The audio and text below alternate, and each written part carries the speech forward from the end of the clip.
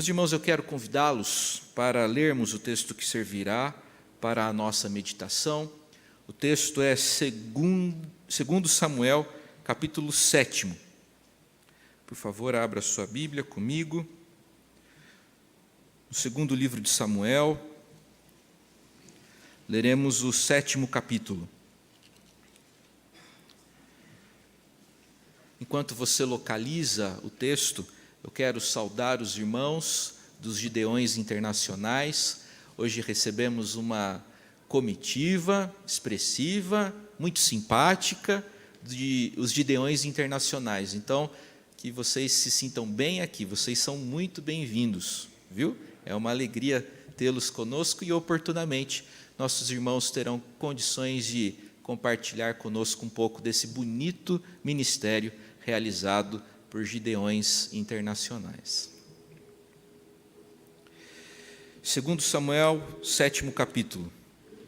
Sucedeu que, habitando o rei Davi em sua própria casa, tendo-lhe o Senhor dado descanso de todos os seus inimigos em redor, disse o rei ao profeta Natã: olha, eu moro em casa de cedros, e a arca de Deus se acha numa tenda. Disse Natã ao rei: vai, faze tudo quanto está no teu coração, porque o Senhor é contigo. Porém, naquela mesma noite veio a palavra do Senhor a Natã, dizendo: vai e dize a meu servo Davi: assim diz o Senhor, edificar-me-ás tu casa para minha habitação? Porque em casa nenhuma habitei desde o dia em que fiz subir os filhos de Israel do Egito até ao dia de hoje, mas tenho andado em tenda, em tabernáculo. Em todo lugar em que andei com todos os filhos de Israel, falei, acaso, alguma palavra com qualquer das suas tribos, a quem mandei apacentar o meu povo de Israel, dizendo: por que não me edificais uma casa de cedro?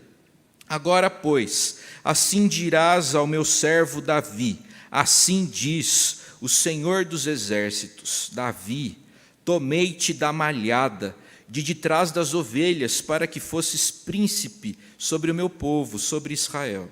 E fui contigo, por onde quer que andaste, eliminei os teus inimigos diante de ti, e fiz grande o teu nome, como só os grandes têm na terra. Preparei lugar para o meu povo, para Israel, e o plantarei para que habite no seu lugar, e não mais seja perturbado, e jamais os filhos da perversidade o aflijam como dantes. Desde o dia em que mandei houvesse juízes sobre o meu povo de Israel. Dar-te-ei, porém, descanso de todos os teus inimigos. Também o Senhor te fez saber que Ele, o Senhor, te fará casa. Quando teus dias se cumprires, ou melhor, quando teus dias se cumprirem e descansares com teus pais, então farei levantar depois de ti o teu descendente, que procederá de ti, e estabelecerei o seu reino. Este edificará uma casa ao meu nome, e eu estabelecerei para sempre o trono do seu reino. Eu lhe serei por pai, e ele me será por filho. Se vier a transgredir, castigá-lo-ei com varas de homens e com açoites de filhos de homens. Mas a minha misericórdia se não apartará dele, como a retirei de Saul, a quem tirei de diante de ti. Porém a tua casa e o teu reino serão firmados para sempre. Diante de ti teu trono será estabelecido para sempre. Segundo todas essas palavras e conforme toda essa visão, assim falou Natã a Davi. Então entrou o rei Davi na casa do Senhor, ficou perante ele e disse: quem sou eu, Senhor Deus, e qual é a minha casa para que me tenhas trazido até aqui? Foi isso ainda pouco aos teus olhos, Senhor Deus, de maneira que também falaste a respeito da casa de teu servo, para tempos distantes, e isto é instrução por todos os homens, ó Senhor Deus. Que mais ainda te poderá dizer Davi, pois tu conheces bem a teu servo, ó Senhor Deus, por causa da tua palavra e segundo o teu coração, fizeste toda essa grandeza, dando a conhecer a teu servo. Portanto, Já lemos isso. Portanto, grandíssimo és, ó Senhor Deus, porque não há semelhante a ti, e não há outro Deus além de ti, segundo tudo que nós mesmos temos ouvido. Quem há como teu povo, como Israel, gente única na terra, a quem tu, ó Deus, foste resgatar para ser teu povo, e para fazer a ti mesmo um nome, fazer a teu povo estas grandes e tremendas coisas, para a tua terra, diante do teu povo, que tu resgataste do Egito, desterrando as nações e seus deuses. Estabeleceste teu povo, Israel, por teu povo para sempre, e tu, ó Senhor, te fizeste o seu Deus. Agora, pois, ó Senhor Deus, quanto a esta palavra que disseste acerca de teu servo e acerca da sua casa, confirma-a para sempre e faze como falaste.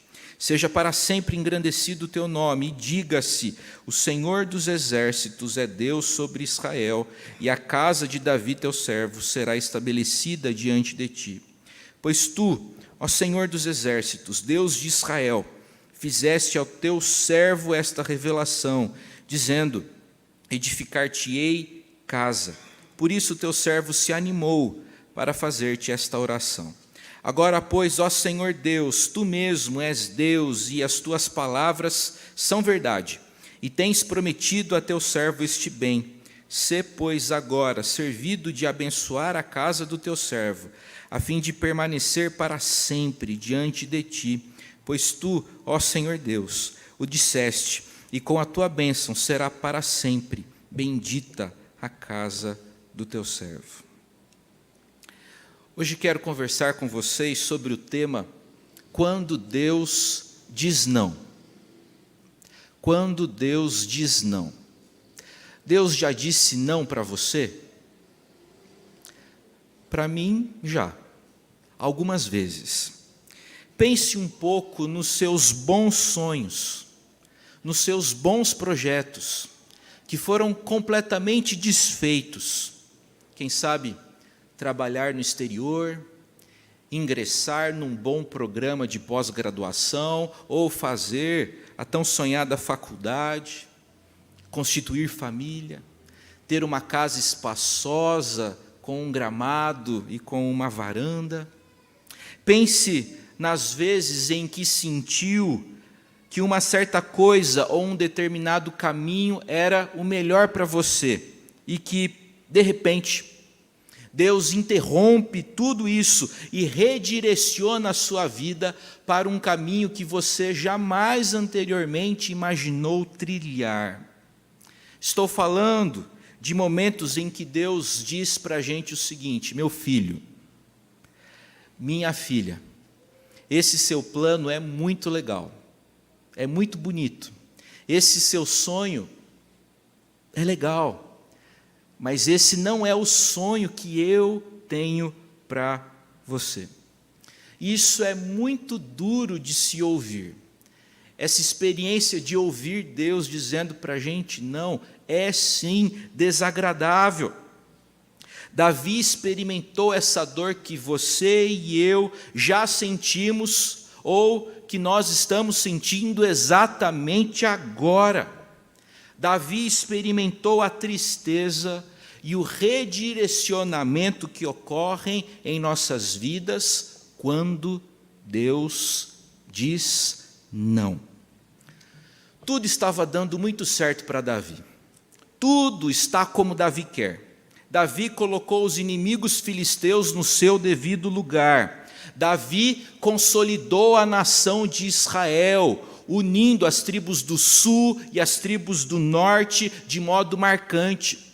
Davi conquistou a cidade de Jerusalém, tomando-a dos jebuseus. Davi transformou a cidade de Jerusalém na nova capital, no novo centro político e religioso de Israel. Davi acabou de trazer a Arca da Aliança para Jerusalém, numa celebração que envolveu alegria e grande festa. Naquele momento de sua vida, Davi usufruía de paz doméstica. As coisas em casa iam bem, as crianças brincavam no quintal do palácio real, as mulheres conviviam bem e Davi tinha paz no seu coração. Além de paz doméstica, Davi usufruía também de paz dentro do seu reino. Davi usufruía de descanso nacional. O autor dos livros de Samuel registrou no verso 1 que Deus deu descanso a Davi de todos os seus inimigos. Esses períodos de paz, esses períodos de tranquilidade, esses interlúdios em nossas vidas são altamente agradáveis e abrem espaço, cavam lugar em nossos corações e mentes para reflexões e pensamentos profundos. Foi isso que aconteceu com Davi. Davi tinha aqui aproximadamente 40 anos de idade. E nessa idade é comum as pessoas avaliarem a própria vida em retrospectiva. É comum, quando a gente se aproxima dos 40 anos, avaliarmos a nossa vida, o que fizemos até agora e o que nós não conseguimos realizar. Nessa tarefa de avaliarmos a nossa trajetória, nos alegramos com as conquistas e iniciamos um processo de resignação e de aceitação de sonhos que não se realizaram. Isto é, a gente vai se conformando com as nossas frustrações. Enquanto Davi pensava em sua vida, Davi se deu conta, mais uma vez, que foi Deus quem o tirou do trabalho de simples pastor em Belém para conduzi-lo, para elevá-lo à condição de rei de uma nação que está em verdadeira ascensão. Prezados irmãos, a distância entre Belém e Jerusalém é cerca de 10 quilômetros. Todavia, para Davi, essa viagem de 10 quilômetros levou 20 anos. Foram 20 anos de provações, 20 anos de dificuldades, 20 anos de incertezas, 20 anos de perigo. A trajetória de Davi de Belém até Jerusalém não fora fácil. Todavia, Davi sobreviveu. Davi realizou. Davi venceu. E Davi está tão contente, tão feliz, tão satisfeito, tão grato a Deus, que ele deseja agora retribuir o Senhor de alguma forma. Ele recebeu tantas bênçãos, ele deseja agora retribuir essas bênçãos que recebeu do Senhor. Davi tinha uma bela casa, uma casa de cedro, e ele ficou incomodado de o Senhor não ter um santuário adequado para ser louvado. Então, Davi tem a ideia de construir uma casa para Deus. Esse é o primeiro grande movimento desse texto. Davi deseja, ele, construir uma casa para Deus. Davi conversou sobre isso com o seu pastor e amigo, o profeta Natã. E o profeta Natã ficou empolgadíssimo com aquela ideia e disse para ele aquilo que encontramos no verso 3: vai, faze tudo quanto está no teu coração, porque Davi, tenho visto, tenho testemunhado que o Senhor é contigo. Natã está dizendo para Davi o seguinte: meu amigo, meu camarada, Deus tem te abençoado, tudo que você põe a mão, vai para frente. Deus tem fortalecido você, certamente esse plano vai dar certo, faz isso. Pastores como Natã adoram momentos assim, quando uma pessoa vem conversar, não preocupada em receber, mas disposta a dar. Natã, como a grande maioria dos pastores, passou significativa parte da vida atendendo pessoas que compareciam diante dele para buscarem ajuda, porque desejavam alguma coisa de Deus. Posso imaginar as pessoas indo até Natã com frequência e compartilhando com ele: Natã, ore por mim, ore pela minha esposa, a mulher está muito brava. Ore pelos meus filhos, aqueles pirralhos que não param de brigar e dar trabalho. Natan, ore pela minha vida financeira. Estou em situação de desconforto, estou em grande aperto. Enfim, religiosos estão muito acostumados com pedidos de oração, mas religiosos não estão acostumados com pessoas se oferecendo para fazer algo para Deus. Infelizmente, religiosos não estão muito acostumados com pessoas se candidatando, se voluntariando para fazerem atividades. É por isso que Natan logo aprovou a proposta e a iniciativa de Davi. Natan achava que não tinha o que se pensar, o que melhor poderia ser feito do que construir um templo bonito, planejado para o culto ao Senhor. Eu imagino que essa conversa entre Davi e Natan aconteceu num bonito e agradável fim de tarde, enquanto eles desfrutavam de um saboroso lanche. Quem sabe aquele bolo de limão com leite condensado em cima? Ou um misto quente gostoso, um cappuccino, um cafezinho, um todinho gelado. Eu imagino essa cena dessa forma. Naquela noite, porém, o próprio Deus fez Natan parar para pensar. Em nenhum momento Natan estimulou Davi a parar para pensar. Mas agora, Deus faz Natan parar para pensar. Deus fala com o profeta e pede para que ele diga a Davi: Davi, o seu sonho não é o meu sonho. E algumas vezes Deus faz isso com a gente. O seu sonho é bonito, é lícito, mas não é aquilo que eu quero para você. Os versos 5 a 16 contêm as palavras que Deus dirigiu ao bem-intencionado Davi por meio do profeta Natan. Chama a sua atenção para o verso 7. Em todo lugar em que andei com todos os filhos de Israel, falei acaso alguma palavra com qualquer das suas tribos, a quem mandei apacentar o meu povo de Israel, dizendo: por que não me edificais uma casa de cedro? Deus pede para que o profeta fale para Natan mais ou menos o seguinte: você quer fazer uma casa de cedro para mim, Davi? Legal, só tem uma coisa. Eu não pedi para você fazer isso. Esse não é o momento.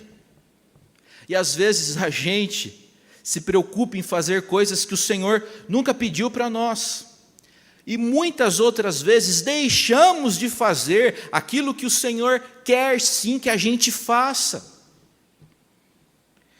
Deus diz não para Davi. Quando Deus diz não, nós podemos aprender algumas lições. A primeira delas: o não de Deus nem sempre se relaciona com o pecado. Davi não tinha feito nada de errado, Davi era um moço bem intencionado. O não de Deus não vem como juízo, como castigo, como retribuição. O não de Deus na vida de Davi, naquele episódio, foi apenas um redirecionamento. Davi não tinha má fé, ele era bem intencionado. Portanto, não relacione todo não que você recebe a pecado ou retribuição. Uma segunda lição que a gente aprende, quando Deus diz não para a gente pode aprender que Deus não chama todas as pessoas para construir templos. Cada um tem uma missão. Cada pessoa tem um trabalho a ser executado. A tarefa da edificação do templo seria de Salomão. E eu não consigo imaginar o elegante, refinado e sábio Salomão vivendo no deserto como seu pai.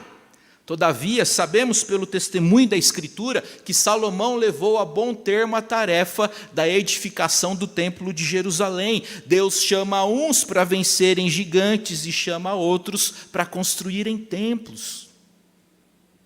Cada um tem uma missão, cada um tem um propósito. Qual é o seu? Davi quer construir uma casa para Deus. Todavia, ao considerarmos o texto, verificamos que Deus está construindo uma casa para Davi. Naquela noite, Deus revelou ao profeta Natã que os planos de construção de Davi para Deus iriam atrapalhar os planos de Deus para Davi. Por meio do profeta, Deus quer lembrar Davi de tudo o que ele já fez, está fazendo e ainda vai fazer por meio de seu servo.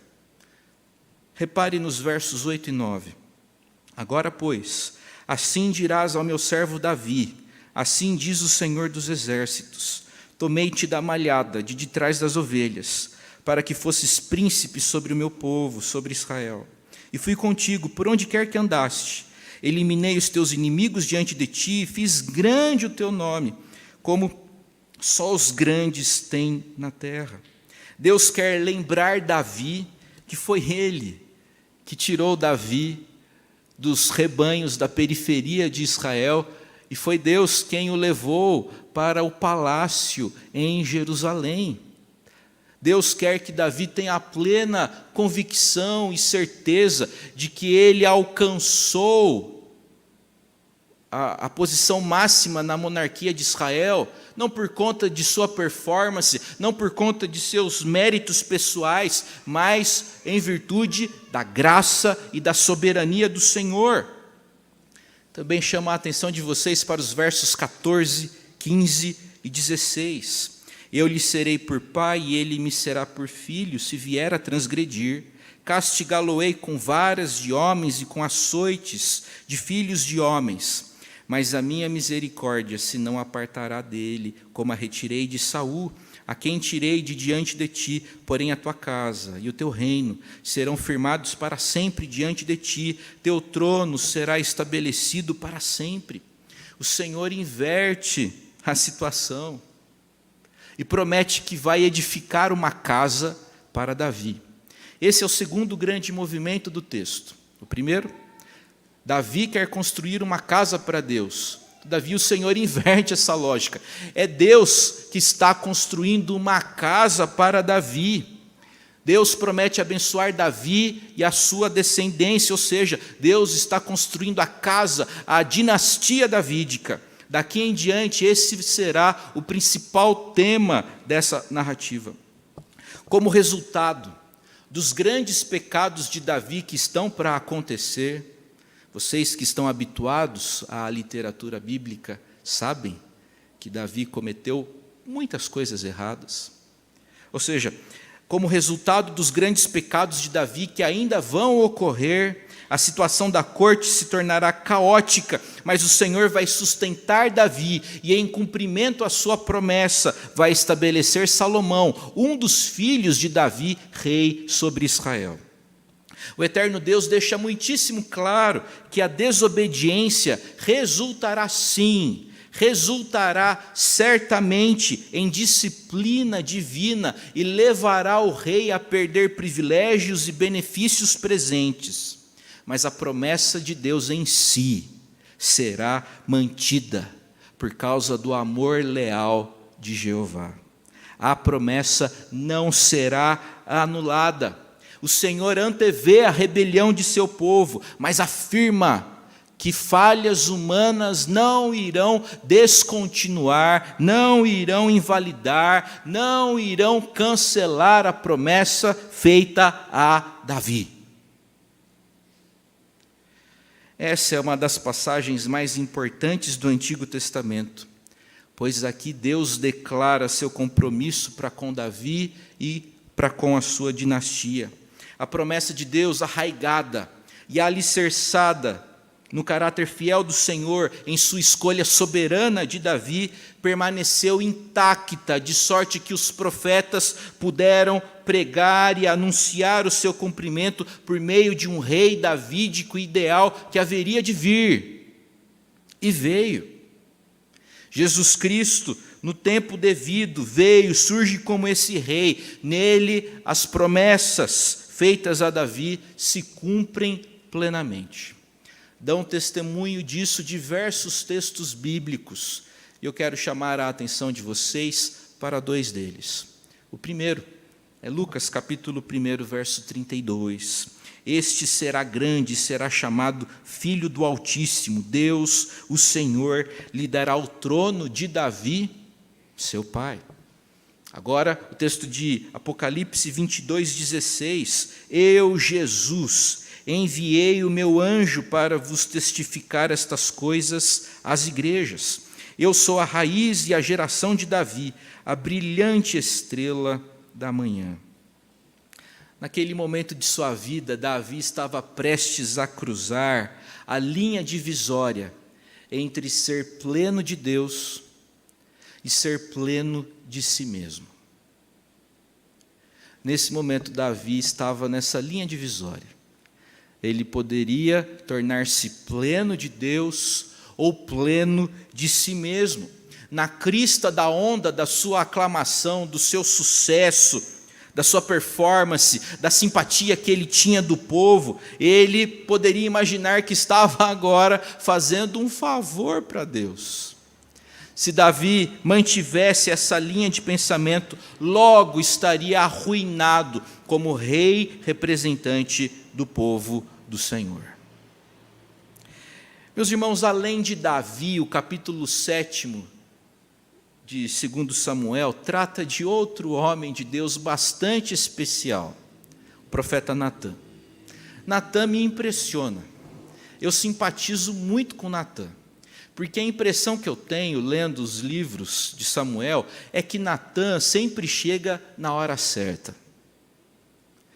Natã sempre chega na hora certa.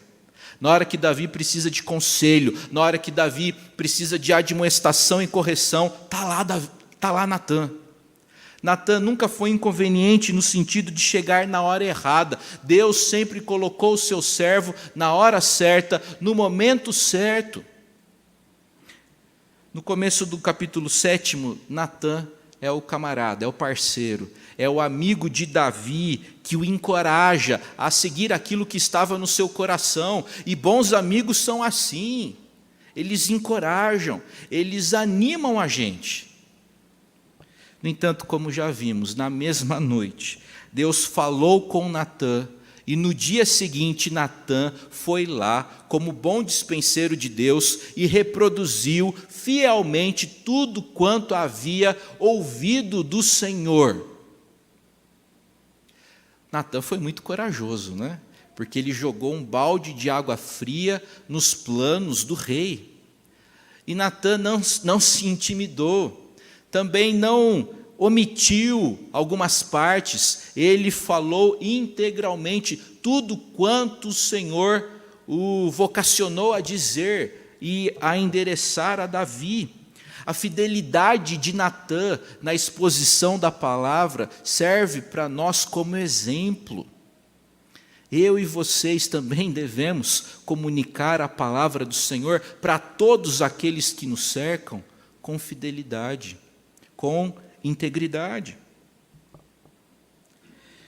Bons amigos estimulam.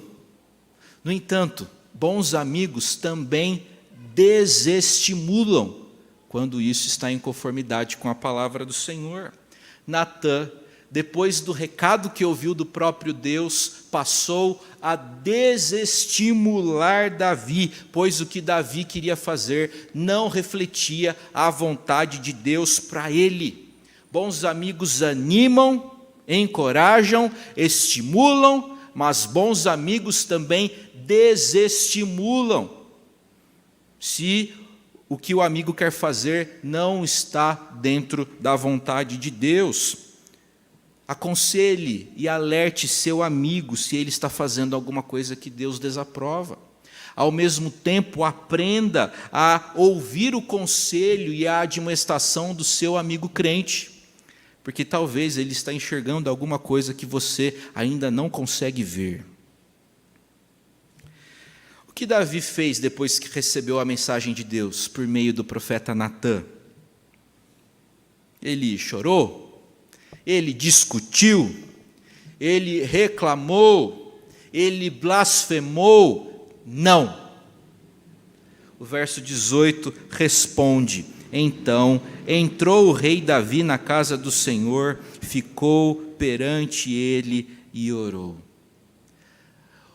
O texto hebraico pode ser traduzido também comunicando a ideia de que Davi se sentou na presença do Senhor e orou. Davi se sentou na presença do Senhor, e este ato de se sentar constitui-se em um dos atos mais importantes que Davi realizou em sua vida. Esse ato de parar, de sentar, de ouvir Deus, de deixar-se ser reconduzido pelo Senhor, é um ato muito importante na história de Davi. Podemos compará-lo à ação que levou Davi a vencer o gigante, a conquistar Jerusalém. Essa é uma das principais ações de Davi. Esse ato é importante, pois mostra o que Davi fez em resposta à palavra pastoral e profética de Natã. A reação de Davi à palavra do Senhor pode qualificá-lo ou pode desqualificá-lo como rei. Davi se sentou diante do Senhor e Davi se deixou deter por Deus. Davi não teima, não insiste. Davi também não desiste, pois no universo do Evangelho, desistência e submissão são coisas completamente diferentes. Davi não desiste, mas Davi se submete. Davi deixou-se deter por Deus, e esse não fazer de Davi não foi preguiça, mas sim submissão. O não fazer bíblico não é inatividade, é estratégia. O sentar-se diante de Deus não foi um ato de passividade ou de resignação, mas de oração. E aquela oração mudou Davi. Aquele encontro com Deus modificou, alterou Davi, de modo que o homem sai daquele encontro diferente. Aquele que antes achava que podia fazer muita coisa, agora só fala do que Deus fez, está fazendo e ainda vai fazer na sua vida. Exemplo disso é o verso 23. Quem há como teu povo, como Israel, gente única na terra, a quem tu, ó Deus, foste resgatar para ser teu povo, e para fazer a ti mesmo um nome e fazer a teu povo estas grandes e tremendas coisas, para a tua terra, diante do teu povo, que tu resgataste do Egito, desterrando as nações e seus deuses. Como bem afirmou Richard Foster, orar é mudar. E a oração é a avenida central que Deus usa para nos transformar. Davi se sentou, e a verdadeira ação do texto começou. A verdadeira ação, o movimento que importa, a coisa mais importante, acontece quando Davi se senta. E espero que Deus pode fazer. A ação que importa começa quando Davi se senta. A ação importante não é a de Davi fazendo uma casa para Deus, mas sim Deus fazendo uma casa para Davi. Concluindo essa breve reflexão, o teólogo Walter Brueggemann compreende que essa história de Davi e Natã é o centro dramático e teológico de todo o livro de Samuel, um dos textos mais fundamentais e importantes do Antigo Testamento para a fé evangélica. Esse texto é importante porque mostra para nós o que acontece com um homem que é efetivamente conduzido por Deus. Quando Davi recebeu de Deus um não, ele não ficou absolutamente abalado. Ele se frustrou, seguramente. No entanto, a sua submissão não pode ser chamada de desistência. Esse texto é importante para nós porque quando nós acertamos e recebemos aplausos por nossos feitos, geralmente perdemos nosso senso de dependência do Senhor. Quando os outros aprovam o que a gente faz, quando a gente recebe elogios, especialmente por conta do trabalho religioso, existe o grande perigo dessa pessoa perder o senso de dependência de Deus. E isso não aconteceu com Davi. Nunca se esqueça de que você e eu somos completamente, totalmente dependentes do Senhor. Quando Deus diz não para você, Ele não está reprovando você. Ele está redirecionando a sua vida. Lembre-se sempre que desistência não é sinônimo de submissão. Desistência é uma coisa, submissão é outra. E o Senhor deseja que a gente seja submisso e dependente dEle. Encerro finalmente essa meditação com uma oração que era feita todos os dias por um cristão muito piedoso que viveu na Suíça, no século XV. A gente está falando de um período anterior à Reforma Protestante. Nicolau de Flue, eu acho que é assim que fala, fazia diariamente essa oração: meu Senhor e meu Deus, despoja-me de tudo que me afaste de Ti. Meu Senhor e meu Deus, concede-me tudo o que me conduza a Ti.